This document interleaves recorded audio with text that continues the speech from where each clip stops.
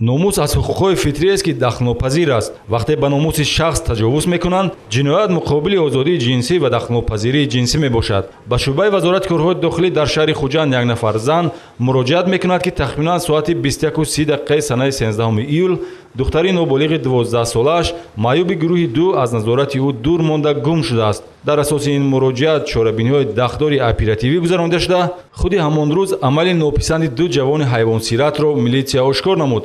шаҳрванд Тоҷибоев Даврон Дадобоевич соли таваллудаш 1991 истиқоматкунандаи шаҳри Хуҷанд ки қаблан соли 2014 бо моддаи 237 кодекси ҷиноятӣ суд шудааст, дар кӯчаи Исмоили Сомонии шаҳри Хуҷанд дар ҳолати мастӣ қарор дошта аз сустақлӣ ва оҷизии ноболиғ истифода бурда, бо роҳи фиреб ӯро ба боми бинои кӯҳнаи аз истифода мондаи рақами 104 воқеъ дар кӯчаи Гагарин оварда ноҷавонмардӣ ва бадахлоқии худро собит намуда, бо истифодаи зӯроварӣ ба номусаш таҷовуз ва ҳаракатҳои шаҳвонӣ намудааст.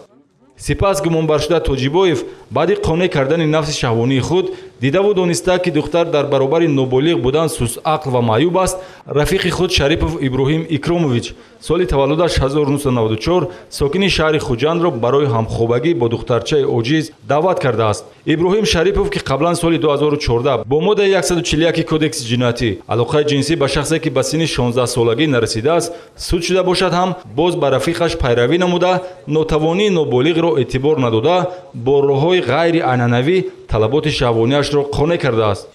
аз рӯи ҳодиса бо моддаи 138 кодекси ҷиноятӣ таҷовуз ба номус парвандаи ҷиноятӣ оғоз гардида гумонбарон дар ҳабси пешакӣ қарор доранд. ин ҷавонони бадахлоқ дар баробари поймол кардани қадр ва номус, саломатии ҷисмонӣ ва равонии ноболиғро зери хатар гузоштанд. акнун онҳоро сангинтарин ҷазо интизор аст.